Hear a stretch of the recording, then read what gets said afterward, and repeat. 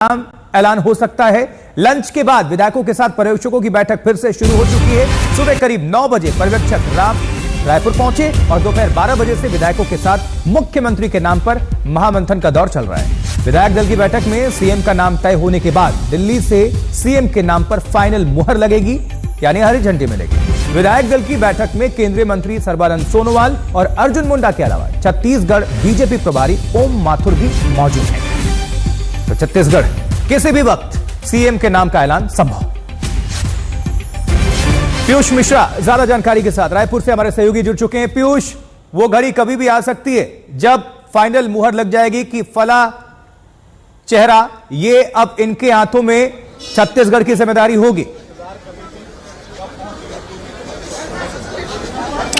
जी बिल्कुल आशुतोष, आपको बता दें कि बैठकों का दौर जारी है। इस वक्त एक अहम बैठक जो है वो सभी पर्यवेक्षक ले रहे हैं और वो बैठक छत्तीसगढ़ के इंचार्ज ओम माथुर, नितिन नवीन और अजय जामवाल के साथ चल रही है। और इस बैठक के बाद खबर ये मिल रही है कि एक बड़ी बैठक होगी जिसमें जो बीजेपी से महामंत्री है रमन सिंह, उनके साथ अलग से एक बैठक होगी इन सभी पर्यवेक्षकों की। और उस बैठक के बाद आखिरी में एक बड़ी बैठक होगी जो विधायकों के साथ होगी। अगर हम सूत्रों की माने तो वो बैठक या तो 1-to-1 हो सकती है या फिर ग्रुप में हो सकती है। लेकिन तस्वीरें मैं आपको लगातार दिखाऊं, पूर्व मुख्यमंत्री रमन सिंह अभी अभी पहुंचे हैं यहाँ पर और ये उनका काफिला भी है जो यहाँ पर पहुंचा हुआ है। और एक महत्वपूर्ण बैठक होने वाली है विधायकों के साथ सभी पर्यवेक्षकों की। सुबह 9 बजे सभी पर्यवेक्षक यहाँ पहुंचे थे और उसके बाद सबसे पहले वो बीजेपी के दफ्तर ही पहुंचे। और बीजेपी दफ्तर पहुंचने के बाद उन्होंने लगातार जो है बैठकें करनी शुरू की। 11 बजे के आसपास से ही विधायक आने शुरू हो गए थे, उनसे बातचीत भी हुई और अभी जो है एक महत्वपूर्ण बैठक चल रही है। और इस बैठक के बाद लगभग 2:15-2:30 बजे के आसपास हम उम्मीद कर सकते हैं कि विधायकों के साथ बैठक हो और 4 बजे के आसपास ऐलान हो जाए कि छत्तीसगढ़ का मुख्यमंत्री कौन होगा। 3 दिसंबर के बाद से ही अलग अलग तरह के कयास लगाए जा रहे थे। बड़े बड़े जो नाम हैं उनकी चर्चाएं की जा रही थी। रमन सिंह, अरुण साव, रेणुका सिंह, ओपी चौधरी, इन सभी को देखा जा रहा था कि इनमें से कोई एक मुख्यमंत्री होगा। लेकिन आज फैसले की घड़ी आ चुकी है, पर्यवेक्षक पहुंच चुके हैं, वो बैठक करेंगे, विधायकों के मन की बात। थोड़ी देर में पीयूष ये सब कुछ तस्वीर तो साफ हो जाएगी, नाम सामने आ जाएगा। लेकिन आपके आसपास भी मैं देख पा रहा हूं कि तमाम लोग मौजूद हैं। जल्दी जल्दी आप चाहें तो उनसे पूछ सकते हैं वो किसको चाहते हैं और किसके सपोर्टर्स हैं। आशुतोष, मैं लगातार आपको तस्वीरें भी दिखाते रहता हूं। देखिए कैसे यहाँ पर लोग जो है सुबह से इकट्ठे हो चुके हैं। ये सभी बीजेपी के कार्यकर्ता हैं।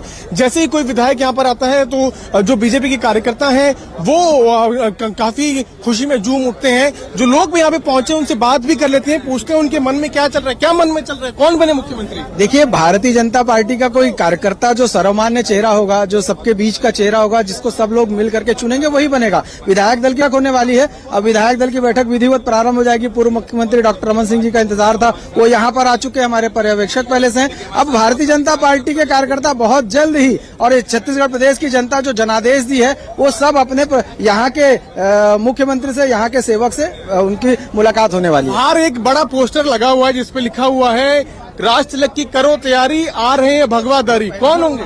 कोई संदेह नहीं है, राज तिलक की करो तैयारी, आ रहे हैं भगवाधारी।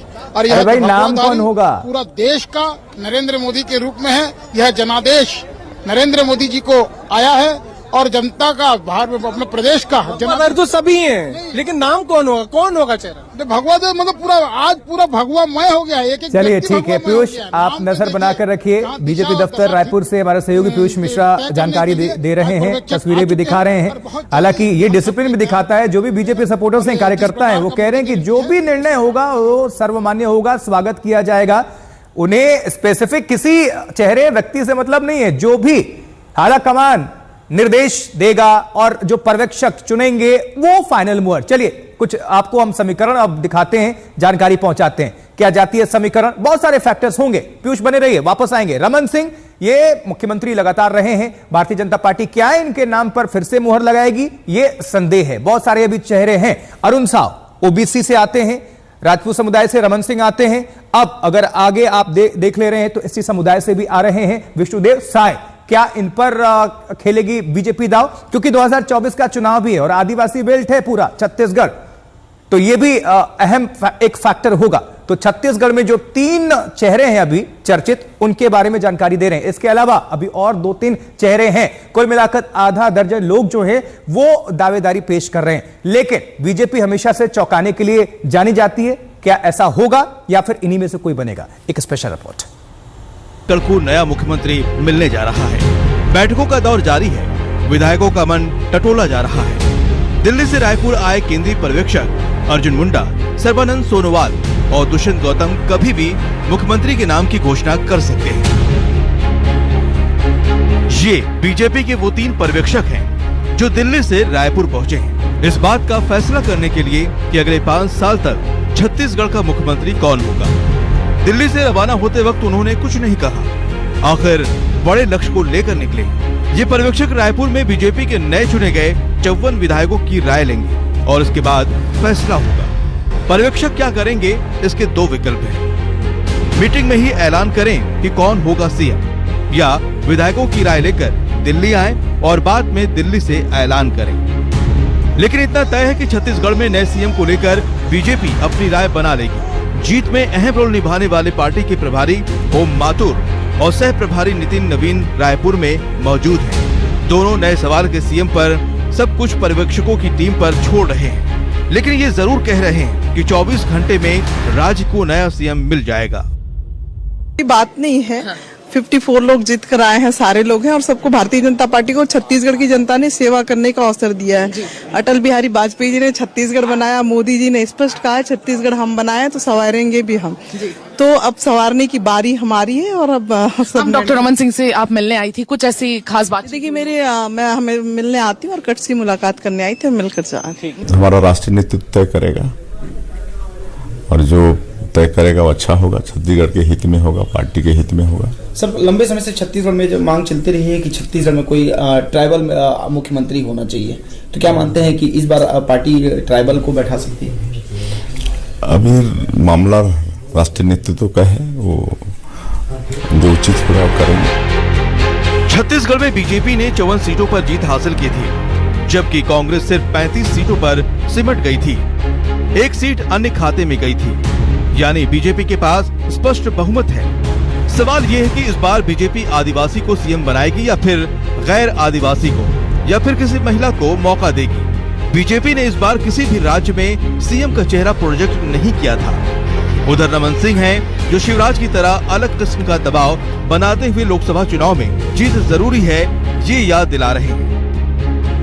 लक्ष्य तो ये है कि छत्तीसगढ़ में पिछले बार से बेहतर रिजल्ट, यानी 11 में 11 लोकसभा सीट जीते हैं। इस बड़े लक्ष्य को लेकर छत्तीसगढ़ में ये नई सरकार का गठन हो रहा है और हम सबका लक्ष्य यही रहेगा कि सभी सीटों पर भारतीय जनता पार्टी विजयी हो।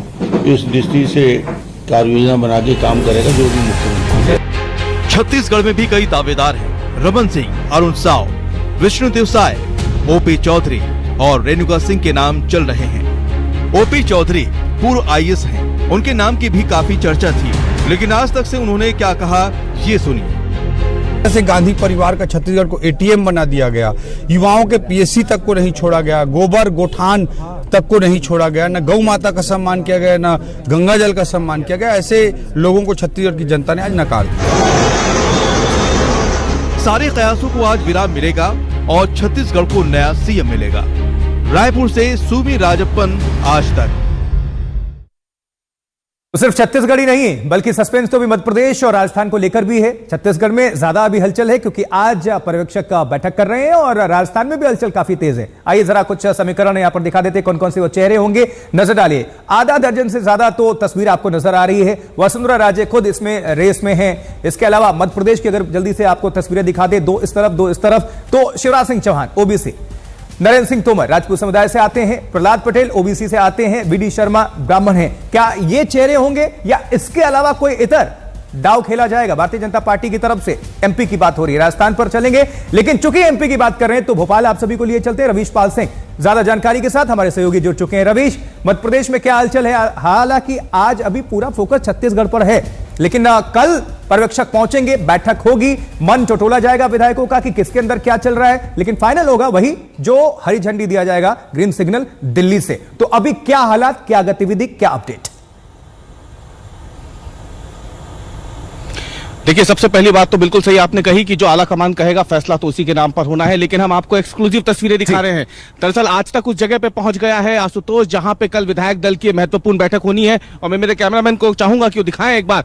ये वो तस्वीरें हैं उसी कक्ष की जहां पे भाजपा के सभी 163 विधायक जो हैं उन्हें बुलाया जाएगा, और फिर उसके बाद उनसे रायशुमारी ली जाएगी और कोशिश की जाएगी उनसे समझने की कि आखिरकार ये किसे मुख्यमंत्री यहां पे बनाना है। कल शाम को बैठक होगी, लेकिन उससे पहले तैयारियों की एक्सक्लूसिव तस्वीरें। आप जो कुर्सियां देख रहे हैं इन्हीं कुर्सियों पे बैठेंगे, और जो पर्यवेक्षक आएंगे वो सामने ये मंच तैयार कर दिया गया है, इसी जगह आकर के पर्यवेक्षक बैठेंगे, और पर्यवेक्षकों के ऊपर जब ये रायशुमारी की जाएगी तो ये सामने की तस्वीर, ये जो वीवीआईपी कुर्सियां आप देख रहे हैं ये वीवीआईपी कुर्सियां हैं जहां पे मुख्यमंत्री शिवराज सिंह चौहान समेत संगठन से जुड़े हुए जो तमाम बड़े लोग हैं, पदाधिकारी हैं, या फिर जो सांसद इस बार विधायक चुन गए हैं, उन सभी को यहां बैठाया जाएगा, और पीछे की इन कुर्सियों में बाकी सभी विधायक बैठेंगे। और यहां पे शुरुआत की जाएगी, जो पंडित दीनदयाल उपाध्याय है, भारत मां है, इनके यहां पे पहले यहां पे पूजन होगा, उनका यहां पे दीप प्रज्वलन होगा, और फिर उसके बाद जो है पर्यवेक्षक यहां बैठ करके जो फैसला है या तो वो सुनाएंगे, या फिर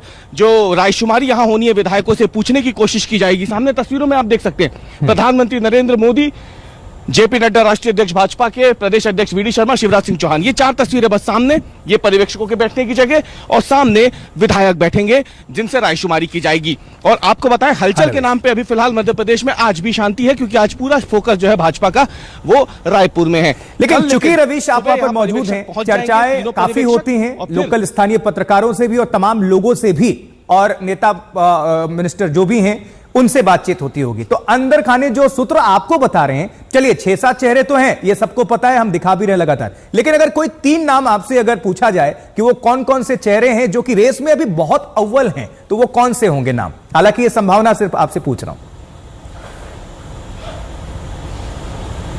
देखिए, अगर यहाँ पे पहली बात तो हम बार बार कह रहे हैं कि प्रधानमंत्री जिसको चाहेंगे मुख्यमंत्री तो उसी को बनना है, लेकिन जिन नामों पे सबसे ज्यादा इस समय अटकलों का बाजार गर्म है मध्य प्रदेश में, उनमें आगे चल रहे हैं शिवराज सिंह चौहान के अलावा प्रहलाद पटेल और ज्योतिरादित्य सिंधिया।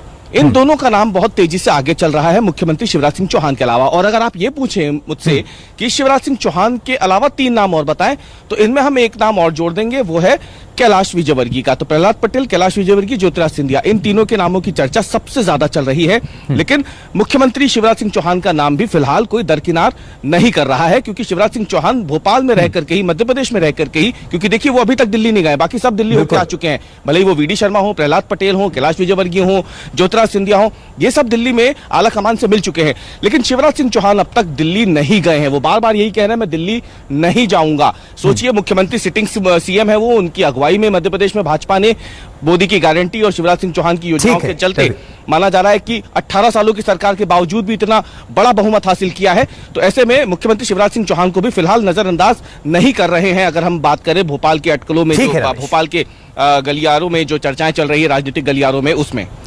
ठीक है रवीश, आप जुड़े रहिए हमारे पास, आपके पास दोबारा हम लौटेंगे। अब हम दर्शकों को लिए चलते हैं जयपुर, और जयपुर से जुड़ रहे हैं जय किशन। जय किशन, राजस्थान में अभी क्या माहौल है? वहां भी अभी तो लगातार महामंथन का दौर चल रहा है, पर्यवेक्षक कब पहुंच रहे हैं, लड्डू किस खेमे में बन रहा है, बहुत कुछ अभी तमाम जो अंदर खाने जो अभी चित्र आप देखते हैं और जो जानकारी मिलती है हमारे पूरे भारत के आज तक के दर्शकों के बीच रखिए कि एक्चुअली रेस में कौन अव्वल चल रहा है और थोड़ा किसका ग्राफ नीचे गिरा है।